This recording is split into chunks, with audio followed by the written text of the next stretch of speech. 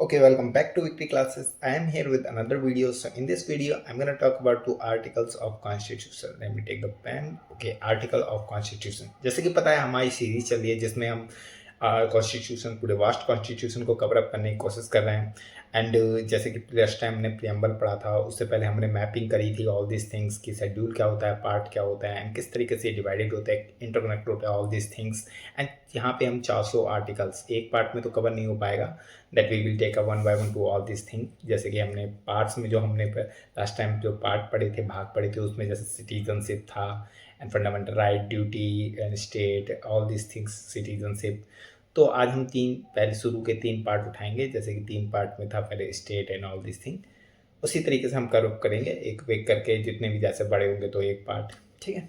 तो just try to do all these things one by one. We will cover up all these 400 articles one by one to all this video. So make sure just hit the like button and make sure subscribe and let's continue with the slides. Okay, तो पहली slide, first part क्या था, the union and it's territory, पूरा union और उसकी territory. तो ये कहाँ तक है, पहले पार्ट में आर्टिकल्स किसी में वो आर्टिकल कहाँ से कहाँ तक होते हैं। पहली बात तो ये आपको याद रखना है कि कहाँ से कहाँ तक, और उन आर्टिकलों में क्या है ये याद रखना है। तो पहले आर्टिकल में कहाँ से 1 से 4 तक है, ठीक है। अब 1 से 4 तक इनमें है क्या क्या, पहले में क्या है, और कीवर्ड हमेशा अपने माइंड में रखना है, ठीक है। तो one by one we will cover up the all. तो पहले में क्या है, name and territory of union, ठीक है।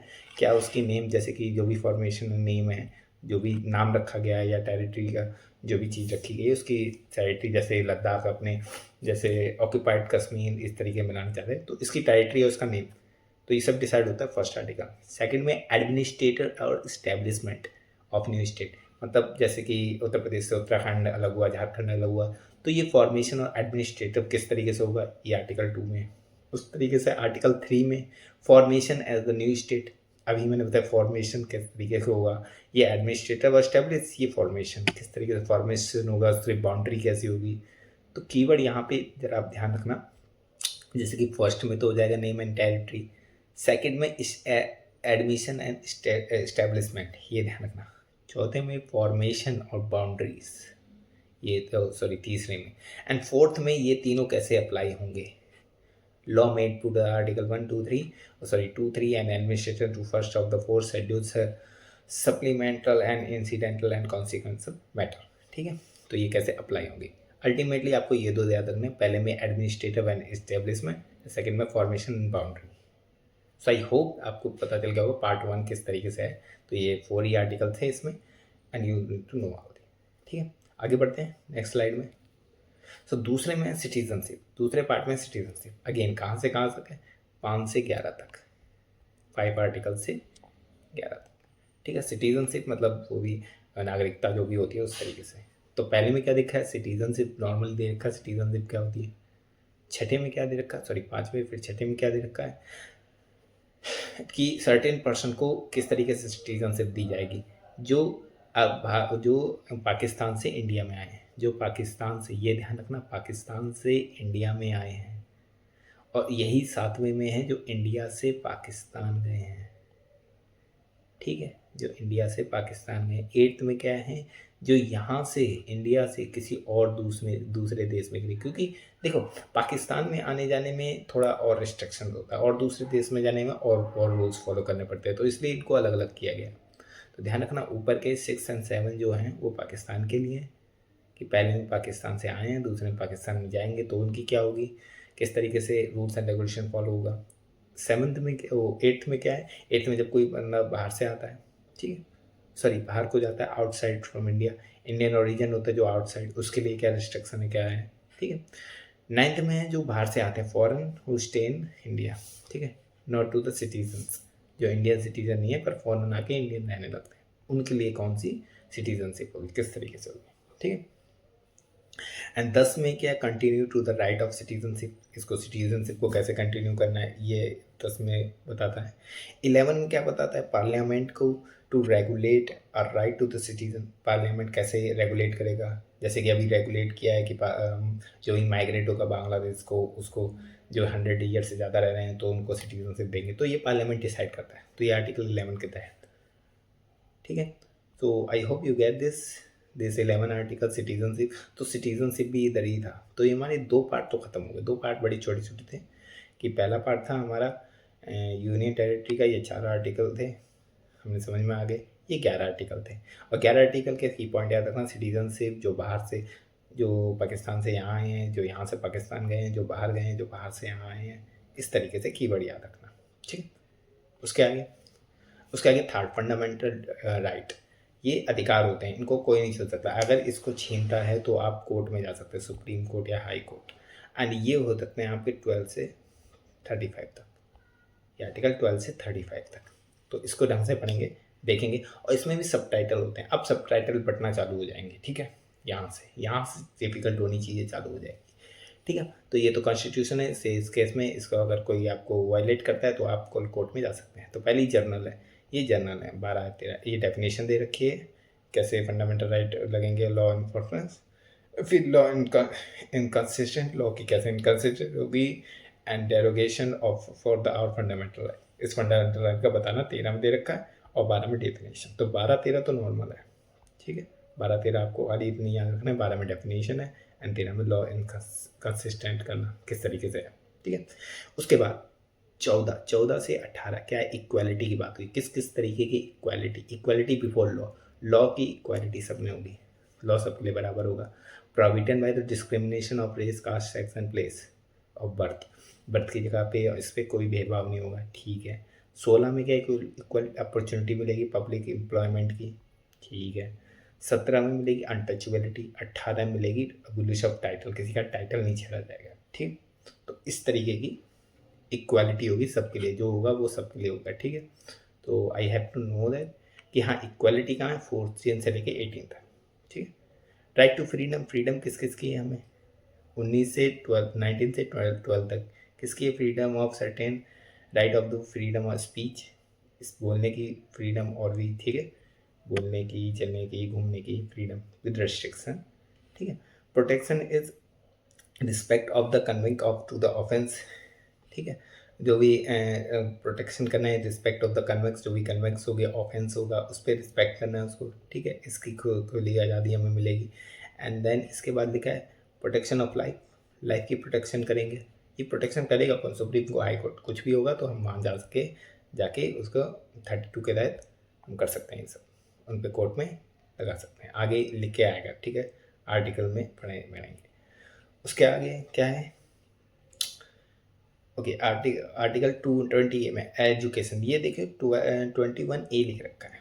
तो इट्स काइंड ऑफ द, इसको बाद में एडिशनली जोड़ा गया है, ठीक है। ये एजुकेशन पहले राइट नहीं था हमारा कि अगर कोई एजुकेशन चाहिए तो हम कोर्ट में नहीं जा सकते, पर इसको बाद में ऐड किया गया। तो इसलिए हमारा फंडामेंटल राइट हो गया कि हमें एजुकेशन बहुत ज़रूरी है, ठीक है। Education is the most important part of life. ये यहाँ पे बात की है 6 तक की, ठीक है, बच्चों को एजुकेशन टाइप में।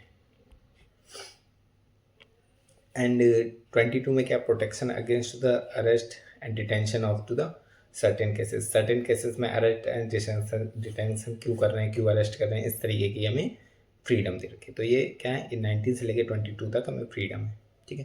पहले इक्वालिटी, पहले नॉर्मल, फिर इक्वालिटी, फिर फ्रीडम, ओके। अब क्या आएगा, आगे आता है एक्सप्लोटेशन, राइट ऑफ एक्सप्लोटेशन के साथ provision of traffic and human trafficking नहीं होगी, लेबर फोर्स नहीं होगा, ठीक है। एंड प्रोविजन टू एम्प्लॉय, तो चाइल्ड एम्प्लॉय नहीं होगी फैक्ट्री में, इस तरीके का प्रोविजन है, ठीक है। इस तरीके का प्रोविजन नहीं होगा। अगर प्रोविजन होता तो आप कोर्ट में जा सकते हैं। रिलीजियस से क्या लेके है, हम किसी भी रिलीजियस की प्रैक्टिस करें, कुछ भी करें, इससे हमें मना नहीं करेंगे। फ्रीडम ऑफ मैनेज, कोई भी हम रिलीजियस मैनेज करें, कुछ भी करें, ठीक है, रातों में जगराता करें, कुछ भी करें, दे कांट स्टॉप अस, ठीक है। Freedom of payment of the tax, कितना भी टैक्स लें, कुछ भी कुछ टैक्स नहीं लगेगा हम पे रिलीजन के हिसाब से, ये भी फ्री है। 28 में क्या दे रखा, freedom of to the attending of the religious, कोई से भी रिलीजियस में हम अटेम्प्ट कर सकते हैं, कुछ भी कर सकते हैं, ये हमारे ऊपर है, कोई फोर्स नहीं कर सकता, ठीक है। तो ये फ्रीडम है। तो कहाँ से, 25 से लेकर 28 तक।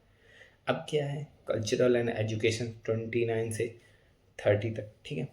29 से 30 तक कितना दे रखा है, ये माइनॉरिटी की क्या है, प्रोटेक्शन। माइनॉरिटी जो होती है, जो कास्ट में कम होते हैं, उसमें माइनॉरिटी जो होती है थिंग्स की, उनको प्रोटेक्शन देता है, उनकी माइनॉरिटी को, उनके लिए एजुकेशन इंस्टीट्यूट बनाए थे, ठीक है, एडमिनिस्ट्रेटिव करने के लिए 30 में।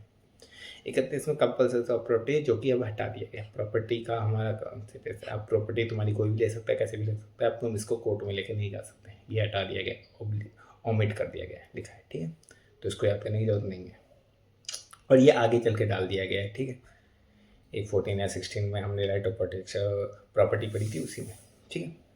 उसके बाद क्या कर रखा है, स्लेवरी ऑफ सर्टेन लेबर, इसको काट देना, स्लेवरी ऑफ सर्टेन लेबर का सेविंग ऑफ सर्टेन लॉ की सेविंग। 13 में क्या, saving of the law providing acquisition of the state, E state, ठीक है, acquisition law of the E state. 31 B में variety of to the certain C, okay, certain act and regulation, कुछ act and regulation का violate नहीं करेंगे, जैसे कि ये क्या है, ये आपके मिलिट्री लॉ वगैरह इन सबको फॉलो करने के लिए है। Saving of law and giving to the certain director principal, जो भी प्रिंसिपल हैं, डायरेक्टर हुए हैं, उनको फॉलो करना है, इस तरीके से। जैसे कि होता नहीं है कि मिलिट्री चीज़ों को कुछ रिस्ट्रिक्शन होते हैं कि बाहर इंफॉर्मेशन नहीं शेयर कर सकते, रॉकेज ऑफिसर होते हैं, उस तरीके के लोग के ये प्रिंसिपल ही बनाए गए हैं, ठीक है। 31 से 31 डी तक ये पूरे 31 के पार्ट ही हैं, ठीक है। And 32 is the most important, ये 31 के पूरे पार्ट हैं, ठीक है। उसके बाद 32 के हैं redeems, right to consumption and redeems जो भी हमारी शक्ति होती हैं, जो भी लेके जो जाता है, जैसे कि हीबियस कॉर्पोरेट्स जो भी हम लगाते हैं उस पर, जो भी हमें ये अगर ये सब वायलेट होते हैं तो इसको लेके कोर्ट में जाते हैं, उसी तरीके के वायलेंस को यहाँ कहते हैं। Redeems of information right of the conferred by two this part, जो इस पार्ट में जो कन्फर्ड करे गए उसको रिडीम करता है, किसमें, 32 में ए में क्या क्या रखा है, 32 में constitution violate to the state law not be to consider to proceeding under the article 32, मतलब ये ओमिट कर दिया गया, इसको भी याद करने की कोई ज़रूरत नहीं है। वैसे तो ये था violate of the state law, ठीक है, स्टेट लॉ, क्योंकि अब वो सेंटर में आ गई इसलिए इसको हटा दिया गया।